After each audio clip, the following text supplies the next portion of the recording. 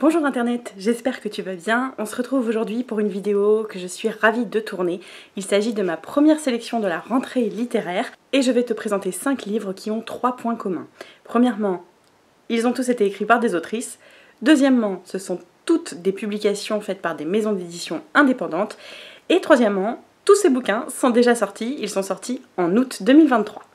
Non, quatrième point commun, pardon, ce sont tous des services presse que j'ai reçus de la part des maisons d'édition que je remercie au passage parce que ça m'a permis de faire de belles découvertes. La première lecture dont j'ai envie de te parler, il s'agit de Méduse de Martine Desjardins, publié aux éditions de l'Atalante, qui est un conte macabre gothique féministe et que j'ai pas du tout aimé. Je l'ai pas du tout apprécié, mais il a des qualités certaines et je pense que tu pourrais l'apprécier. C'est pour ça que je vais prendre quand même la peine de t'en parler et de t'expliquer ce qui, moi, ne m'a pas plu. C'est l'histoire de Méduse, qui est une jeune fille dont on n'a pas le prénom, puisque en fait, elle n'est définie que par des monstruosités qui sont à la place de ses yeux. C'est le mystère principal du roman, du récit. Tu auras la résolution en fin d'ouvrage. Je ne te la donnerai donc pas, même si, à mon sens, c'est le point central et c'est ce qui fait que j'ai pas apprécié du tout ma lecture. Cette jeune fille de 8 ans est persécutée, il n'y a pas d'autre mot. Elle a vraiment la vie très difficile puisque, de par ses monstruosités, elle est rejetée par sa famille, elle est rejetée par son entourage. Elle est rejetée par tout le monde, à tel point que, comme il y a un réel danger, puisque c'est ce qu'il y a à la place de ses yeux dont on ne sait rien, et elle ne sait rien non plus, elle ne sait pas ce que c'est, puisqu'elle a une peur bleue des miroirs, elle ne sait jamais vraiment regarder, elle ne sait pas qui elle est, elle ne connaît pas du tout son corps. Ça effraie tellement les gens qu'il y a un risque de décès. Et donc, sa famille décide de se débarrasser d'elle et de l'envoyer dans un institut, de bienfaiteurs, super malsain également, où on ne sait pas trop ce qu'elle va y faire, puisqu'elle apprend rien du tout, si ce n'est à laver le sol. C'est une sorte de Cendrillon désenchanté, et le récit peine à démarrer, parce que ça va simplement être l'émancipation de cette jeune femme, qui va découvrir ses monstruosités au fur et à mesure du récit, découvrir des nouvelles sensations, découvrir qu'elle est potentiellement puissante, qu'elle peut être forte, qu'elle peut... Bon, bah, tu vois, l'idée, elle est excellente, mais alors la réalisation, on attend 3/4 du récit avant que ça commence. Attends, je crois que je l'ai marqué, voilà. Ça, c'est le roman. Ça, c'est la partie où elle se fait persécuter et où c'est ultra malsain, parce que c'est un institut de jeunes filles qui vont être livrées au plaisir de leur bienfaiteur. Alors sur le papier, ça peut être intéressant, en soi, en expérience, c'est trop long cette partie malaisante là, c'est beaucoup trop long, c'est juste crade. C'est crade, c'est l'histoire d'une jeune fille qui se fait torturer, qui se fait humilier, qui se fait harceler, et ça dure 350 pages, c'était très difficile à lire, d'autant que ça pédale un peu dans la semoule et que très rapidement, on comprend ce qu'il y a à la place des yeux de Méduse. Et je suis pas d'accord avec la conclusion du roman, parce que on est dans quelque chose de très... Je peux malheureusement pas te dire ce que c'est, au cas où tu le lises. Je t'encourage à le faire, parce que d'un point de vue littéraire, c'est somptueux, et je vais y revenir, mais d'un point de vue thématique, on est dans quelque chose de très essentialisant, dans un rapport au corps qui ne correspond pas à ce que moi...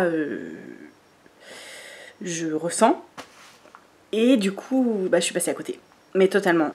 Et l'émancipation de cette jeune femme ne se fait pas sans homme, et ça m'agace profondément, parce qu'il a quand même fallu attendre l'arrivée d'un personnage masculin pour qu'elle se libère, et ça, et ben pour moi c'est un énorme contresens, et je suis pas d'accord avec ça. Peut-être que j'aurais aimé que le roman aille plus loin, notamment sur la question de la sororité, parce qu'on a quand même une jeune fille qui se fait persécuter par tout le monde, que ce soit des hommes salaces, dégueulasses, que ce soit des femmes en recherche de pouvoir, ou que... Il y a notamment l'idée de la transmission de la persécution. C'est dommage qu'on ne soit pas allé plus loin, parce qu'effectivement, la directrice de l'établissement est immonde, mais parce qu'elle a souffert également et qu'elle ne sait vivre que comme ça. C'est dommage qu'on n'ait pas abordé un petit peu plus cette thématique. C'est dommage qu'on n'ait pas eu une idée de sororité un petit peu plus importante que une seule des camarades de Méduse pendant à peine 30 pages. 30 pages, et tout le reste, c'est des hommes qui la persécutent. Alors oui, il y a un effet cathartique sur la dernière partie du roman, parce que Méduse va prendre conscience de ce qu'elle est, de ce dont elle est capable, et qu'il y a un petit côté un peu vengeance qui peut être un peu sympathique. Mais d'une, encore une fois, il est lié à un personnage masculin, et c'est très dommage qu'un personnage féminin s'émancipe uniquement avec l'aide d'un homme.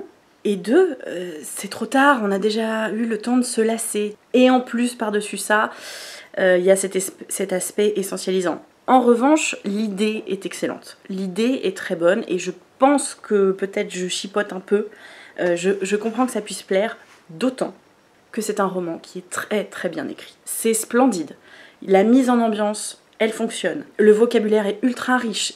À aucun moment on ne se répète. Moi j'utilise le mot de monstruosité parce que c'est plus facile pour moi, mais chacune des occurrences des monstruosités de Méduse est décrite par un adjectif différent ou un substantif différent. Et ça, c'est beau, ça enrichit vraiment la lecture. Même si j'ai trouvé ça bien écrit, même si j'ai trouvé l'idée intéressante, et il y a eu un effet pétard mouillé et contresens. Après, peut-être que c'est moi, hein, je l'ai peut-être très mal lu, mais le message du roman ne m'a pas plu du tout, et son exécution littéraire était splendide, mais thématique était un petit peu déséquilibrée. Ça m'a pas plu, mais je suis quand même allée jusqu'au bout. Je peux comprendre qu'il plaise, mais moi, vraiment non, j'ai du mal à dire conte féministe, tu vois, vraiment. Après, c'est peut-être parce que j'aurais préféré que ça soit matérialiste et pas essentialiste. Voilà! Parce que, à mon sens, le bouquin, il est allé dans l'impasse. Mais bon, je sais que ce livre était très attendu, et je sais que potentiellement vous êtes plusieurs à l'avoir lu. N'hésitez pas à interagir avec moi dans les commentaires. Si vous sentez que je fais un contresens personnel, dites-le moi, parce que j'étais très déçue et j'en attendais beaucoup. Donc n'hésitez pas à interagir avec moi. Et je ne culpabilise pas trop, parce que la deuxième lecture des éditions La Talente que j'ai fait pour la rentrée littéraire était un coup de cœur. Je me le garde pour un petit peu après, mais voilà, j'ai été un peu sévère sur celui-ci, mais je vais me rattraper sur le prochain. Ensuite, j'ai lu L'Indésir de Joséphine Tassi aux éditions de l'Iconoclaste, et il s'agit d'un premier roman très réussi. Pour un premier roman, c'est vraiment très sympathique. C'est un beau bébé, voilà, c'est un beau roman. C'est du contemporain, et c'est l'histoire de... oui, Nuria, qui est une jeune femme moderne qui habite à Paris et qui n'entretient pas de relation avec sa mère, qui a une relation totalement absente. Ça fait une dizaine d'années, voire vingtaine d'années qu'elles ne se sont pas parlé, et subitement la mère de Nuria décède, et le roman va s'axer autour de Nuria au moment de l'enterrement de sa mère, dans les quelques jours qui vont suivre. On est dans un laps de temps très très fermé, raccourci, parce que plusieurs personnages vont interagir avec Nuria, et elle va pouvoir en apprendre plus sur sa mère, qu'elle ne connaissait quasi pas, et répondre à de nombreuses questions qu'elle se pose sur elle-même, à travers le thème de l'héritage sentimental, à travers le thème de l'indésir, parce que la question principale de Nuria, c'est pourquoi est-ce que j'ai le sentiment de ne rien désirer dans la vie? Pourquoi est-ce que je me sens si neutre sur la vie? C'est un roman qui est coloré à la manière du théâtre. Il y a beaucoup d'aspects très théâtraux. Les personnages échangent entre eux comme s'ils étaient sur scène. Les personnages se mettent eux-mêmes d'ailleurs en scène, ils jouent tous des rôles sociaux qui sont bien décortiqués, vraiment très bien décortiqués dans ce roman. Je l'ai trouvé très fin, très intelligent, et avec une délicatesse au niveau des sentiments liés au deuil qui était très bienvenue, parce qu'à aucun moment je n'ai trouvé ça misérabilisant, à aucun moment j'ai trouvé que c'était vraiment tire-larme.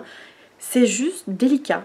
Et c'est pas tellement le deuil, le thème principal, on est vraiment sur la question du désir et du rapport à soi-même, du rapport à son corps, du rapport à son envie des autres. Et pour le coup, eh ben, c'était bien fait. Et en termes de style, on est sur un exercice qui est réussi du début jusqu'à la fin. C'est un livre qui est audacieux. Il y a des passages en prose, il y a des passages qui vont être poétique. L'autrice prend beaucoup de liberté avec la mise en page, il y a beaucoup d'espace. On est dans un roman, mais qui va être peut-être plein d'expériences, et ça marche, ça fonctionne vraiment très bien. C'est une de mes lectures préférées de la rentrée littéraire pour l'instant, puisque je n'ai lu que des livres parus en août. J'ai encore toutes mes lectures de septembre à faire, mais vraiment celui-ci, j'y allais un peu au pif. J'aime beaucoup découvrir les premiers romans en fait de chaque rentrée littéraire des éditions Iconoclaste, parce que je trouve que c'est une maison qui fait toujours beaucoup d'efforts à ce sujet. Tous les ans, ça revient, et tous les ans, leur premier roman, c'est toujours une réussite pour moi. Je suis ravie d'avoir fait cette lecture et j'espère avoir suscité l'envie chez toi de le découvrir parce que pour une jeune femme qui a 26 ans, Joséphine Tassi, elle a fait un travail littéraire qui est vraiment incroyable, remarquable. Donc voilà, j'espère avoir réussi à attiser ta curiosité. N'hésite pas à lire L'Indésir de Joséphine Tassi, je l'ai beaucoup aimé. On va rester dans notre lancée de curiosité littéraire et je vais te parler de La Dent dure de Isabelle Garot, publiée aux éditions d'Alva. La maison d'édition d'Alva ne publie que des autrices contemporaines sur tout type de sujet, tout type de style, mais c'est vrai qu'on y retrouve beaucoup de contes contemporains et La Dent dure ne fait pas exception. C'est un conte très particulier qui va mélanger à la fois les légendes historiques, les légendes païenne et l'histoire chrétienne. Et je ne peux pas te dire de quelle histoire il s'agit puisqu'il y aura plusieurs héroïnes, plusieurs dimensions temporelles, dimensions historiques, mais que tout est lié à un élément qui pourrait être une relique, cette dent dure, qui va appartenir soit à des légendes vikings, soit être une fausse relique chrétienne, mais que toutes les héroïnes vont quand même subir leur époque et subir le patriarcat, la domination masculine, tout ça, mais que c'est fait avec, là encore, beaucoup de finesse et en même temps aucune concession. C'est un roman qui est difficile à lire, je l'ai trouvé plus impactant encore que Méduse. Celui-ci est dur, voilà, aussi dur que sa dent. Parce qu'évidemment, l'histoire est lue via un œil patriarcal et que ça ne peut pas simplement être des jeunes femmes libres, ce sont forcément des saintes, des putains ou des folles. Donc de ce côté-là, le roman est assez grinçant, assez piquant, et ça en fait une lecture très intéressante. Et quand je te disais roman sans concession, c'est aussi pour t'indiquer que tous les trigger warnings liés à la domination masculine sont à souligner, et que du coup, quand je dis que c'est une lecture qui est difficile, il se passe des choses dures, des choses terribles. Sans mauvais jeu de mots, ce conte est très dur, mais c'est un livre qui se lit très rapidement, en une après-midi, moi, c'était fait, et je l'ai trouvé très intéressant. Je pense qu'il est peut-être un peu compliqué à appréhender parce que le texte est très beau, mais il va vite, le texte va vite, et à la manière d'un conte, on n'a pas le temps de s'attarder, les idées s'enchaînent et les péripéties ne sont pas forcément ultra détaillées. Ce qui compte, c'est le symbole derrière chaque péripétie. Donc voilà, c'est un roman que j'ai trouvé intéressant pour la rentrée littéraire. Il sort du lot, je trouve, et puis ça me permet de te parler des éditions d'Alva que je trouve vraiment très intéressantes et qui méritent ta curiosité. Donc j'espère que ça t'aura intéressé. J'ai lu La Dent dure, que j'ai trouvé très sympa. Je garde encore mon coup de cœur pour la fin et je vais te parler d'un autre roman que malheureusement je n'ai pas du tout aimé, que j'ai même abandonné en fait. Et il s'agit de Avant la forêt de Julia Collin aux éditions des Forges de Vulcain. Et du coup, comme c'est très laid, je te mettrai la couverture juste ici. Je suis très déçue parce que je m'attendais à quelque chose de superbe. C'est un premier roman aussi de la part de Julia Collin, parce que la maison d'édition des Forges de Vulcain fait aussi tous les ans l'effort de publier un nouvel auteur ou une nouvelle autrice, de publier un premier roman pour la rentrée littéraire. Et j'aime souligner ces efforts, mais là, cette année, ça l'a pas fait. Ça l'a vraiment pas fait. Et pourtant, sur le papier, il y avait tout pour me plaire. C'est du post-apo. Ça se passe en France, ce qui est quand même extrêmement rare dans l'univers du post-apo parce que la plupart du temps ça se passe aux États-Unis. Donc là vraiment j'étais ravie, mais c'est l'exécution là encore qui l'a pas fait du tout. C'est l'histoire d'un jeune homme qui s'appelle Ellie et de son amie qui devient sa sœur Calme, qui doivent avec les parents d'Ellie trouver un endroit pour survivre puisque ça y est, le dérèglement climatique fait que le système capitaliste contemporain n'est plus viable et donc la France en tout cas, puisqu'on n'a pas de nouvelles de ce qui se passe à l'extérieur, la France est soit dans une ambiance un peu chaotique comme par exemple à Marseille ou à Lyon où ce sont les différentes mafias qui reprennent le pouvoir, soit divisée en micro-communautés plutôt rurales ou périurbaines qui vont repenser leur société, repenser le système d'échange. Sur le papier, c'est beau, ça me donnait tellement envie parce qu'il y a tellement de superbes idées dans ce roman. On découvre beaucoup d'autres systèmes que le système capitaliste. On a évidemment l'anarchie, on a évidemment la coopération, la coopérative, les entraides entre villages, des communautés qui se créent. Et vraiment, enfin là je t'en parle, mais lis-le parce que je pense que moi c'est une déception parce que je l'ai trouvé trop maladroit, beaucoup trop maladroit, mais tout est là pour plaire. On est sur du solarpunk à 100%, mais en plein milieu du roman, il y a l'irruption d'un élément fantastique que moi j'ai trouvé malheureusement de trop, qui m'a complètement sorti du récit, et pour moi, c'est un récit young adulte. Ça n'est pas un récit adulte, il est trop maladroit pour que ce soit un récit adulte et que ça puisse contenter, surtout contenter les lecteurs de science-fiction qui ont l'habitude de textes beaucoup plus matures, tandis qu'un public plus habitué au young adulte et aux expérimentations, parce que le young adulte est vraiment très innovant dans ce domaine et puis permet des facilités d'écriture quand même plus facilement qu'un public plus aguerri de fanas de SF traditionnel. Donc pour moi, on est plus sur du young adulte, d'autant que les personnages sont un peu bancals et que les dialogues sont pas fous et que je pense que le public young adulte est beaucoup plus permissif à ce sujet-là. Donc tout ce que je suis en train de te dire sur les raisons pour lesquelles je n'ai pas aimé ce livre ne doit surtout pas entrer en compte dans ton choix ou non de t'y intéresser, parce que vraiment, je t'assure, sur le papier, tout est nickel. Voilà, les idées, l'intention est splendide dans ce roman. Moi, d'un point de vue plaisir, j'en ai pris aucun. J'étais même saoulée, je te dis, je l'ai abandonné, c'est parce que vraiment pour moi ça se cassait la figure.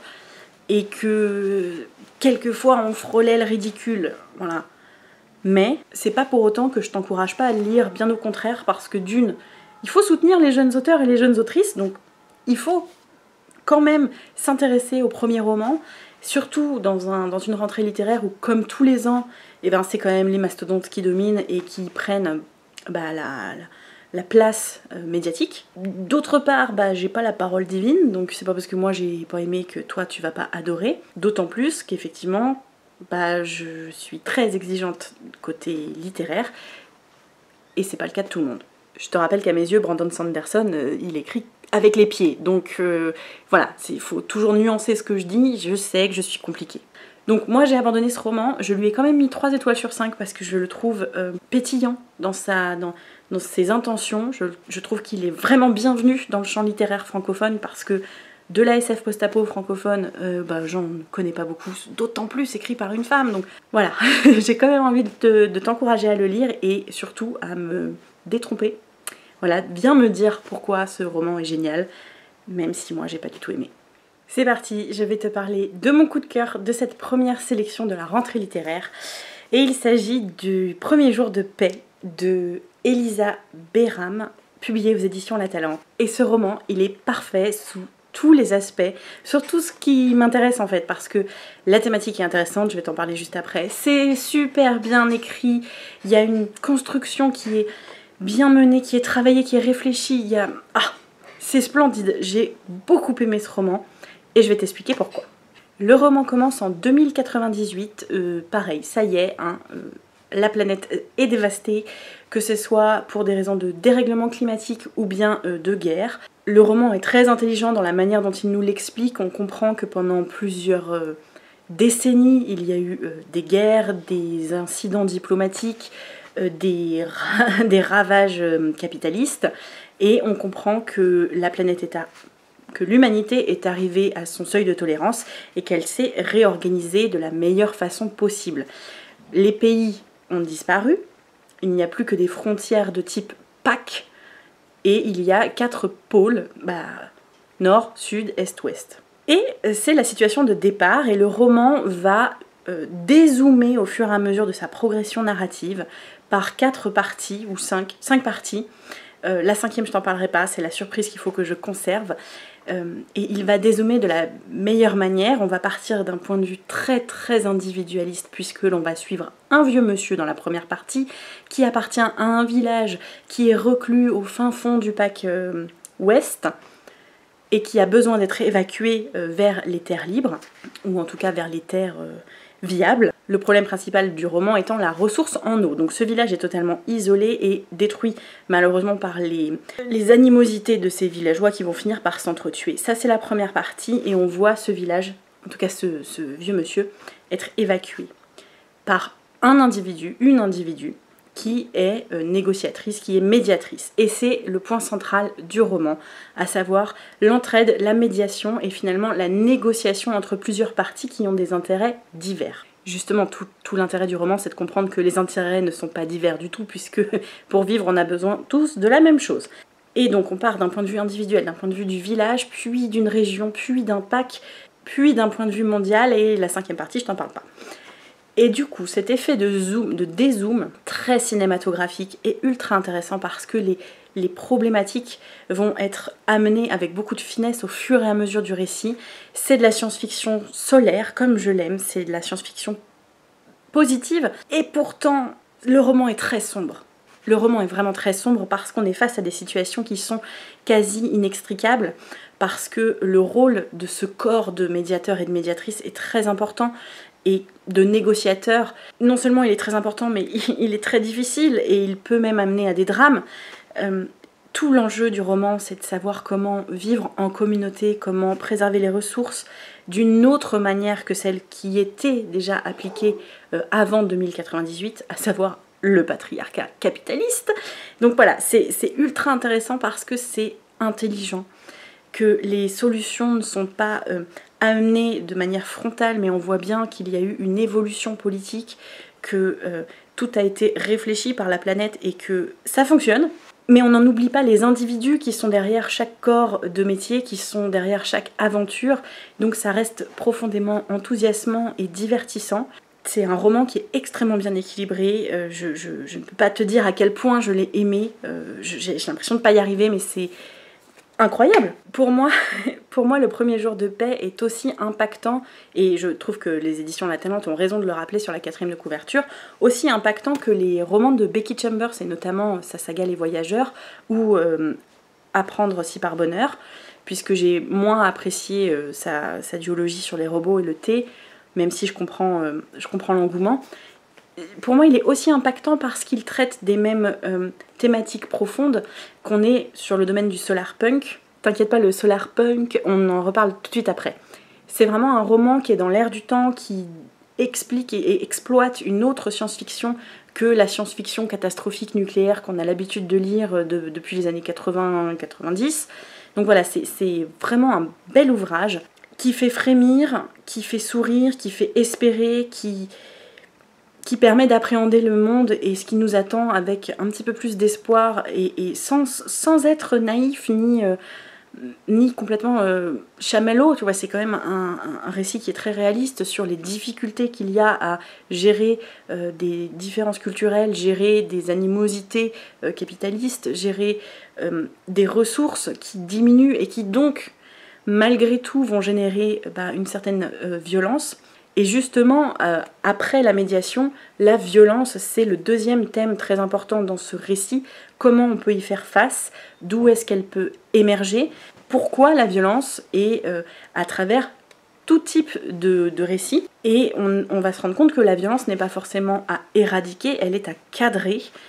Ça c'est à partir du moment où la question de l'adolescence entre en jeu, et c'est vrai que c'est très intéressant aussi d'un point de vue contemporain parce qu'une des thématiques aussi des mouvements contestataires, notamment en France, c'est la question de la violence. Qu'est-ce qu'on en fait? Est-ce qu'on reste dans un pacifisme très poli, très nivelé, ou bien est-ce que on peut entrer dans une certaine désobéissance civile? Jusqu'à quand est-ce qu'on peut le faire? Jusqu'à quel point on peut se le permettre d'un point de vue moral? Et justement, le roman aborde ces questions-là de manière extrêmement délicate, sans jamais fracasser des portes ouvertes, sans jamais te donner les clés. C'est à toi d'aller chercher tes propres conclusions. Et c'est pour ça que je dis que c'est un roman très intelligent et très bien écrit, vraiment, au-delà de l'aspect thématique qui est très bien géré et qui est d'une grande maturité pour le coup. Et ben c'est bien écrit, c'est très très beau, c'est bien mené. C'est un roman court qui se tient, qui se suffit à lui-même. On n'a pas du tout le sentiment d'être lésé ou de rester sur notre faim. Il n'y a pas de petit goût d'aller plus loin parce que tout se tient. C'est vraiment un coup de cœur, je l'ai trouvé splendide, passionnant. Et si je devais t'en conseiller qu'un seul sur cette sélection, ça serait celui-ci, Le Premier Jour de Paix. Excellent roman. Et alors, cette couverture, faut qu'on en parle, elle est splendide. Et attends, c'est pas fini.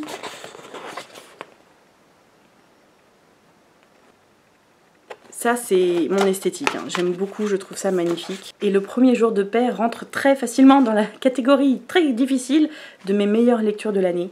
Même s'il reste encore plusieurs mois, je l'ai tellement aimé. Et puis, plus j'en parle, plus j'ai envie d'en parler. Donc je t'invite très fortement à le lire, parce que c'est juste génial. Alors je te garde un petit peu avec moi justement pour aborder la question du solarpunk, qui est un genre émergent de la science-fiction, qui n'est pas nouveau mais qui prend de plus en plus d'ampleur, et à mon sens de manière très juste, puisque c'est de la très belle science-fiction à chaque fois. Donc tu connais le pilier actuel qui est Becky Chambers, mais il y a également donc maintenant Elisa Beram, et il y a beaucoup de petits auteurs et autrices dont on n'entend pas beaucoup parler, mais qui travaillent sur cette question du solarpunk. Et c'est là que je voudrais te parler du financement participatif C'était mieux demain, des éditions Copie Gauche, qui font un très beau travail sur Ulule, voilà, je t'invite à aller voir, j'ai mis le lien en barre d'infos, et qui donne notamment la définition du solarpunk suivante, que je trouve très bonne, et je vais me permettre donc de te la lire. Le solarpunk est un mouvement politique, artistique et scientifique visant à présenter une vision optimiste du futur, tout en restant conscient des problématiques sociales et climatiques. La partie solar tend à promouvoir la sobriété et les énergies renouvelables, tandis que le côté punk prône une forme d'horizontalité et de débrouille. On peut pas mieux faire pour définir le solarpunk, je trouve, et donc je t'invite à aller jeter un petit coup d'œil à leur financement participatif, puisqu'il s'agit d'un recueil de nouvelles autour du solarpunk, que moi j'ai très envie de lire, donc j'ai contribué, mais s'ils n'atteignent pas les 100%, je ne pourrai pas les lire.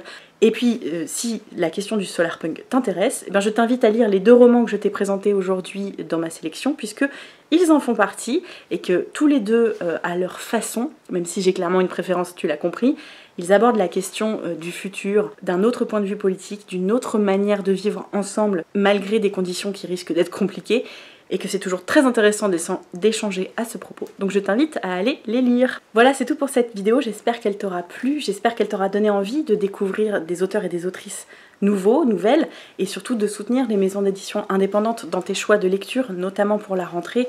C'est quand même très important parce qu'effectivement, même s'il y a de très beaux textes qui sont publiés chez Gallimard, chez Flammarion, chez J.C. Lattès, ben c'est toujours les mêmes qui sont mis en avant un peu partout, donc n'hésite pas à essayer d'ouvrir ton horizon.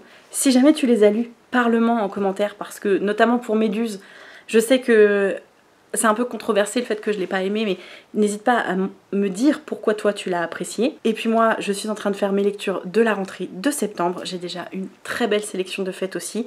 Donc aux alentours de fin septembre, début octobre, il y aura la 2e partie de ma rentrée littéraire qui sera publiée, mais bon, en attendant, il faut que j'aille les lire. D'ici là, je te laisse bouquiner, et moi je retourne lire. Ciao!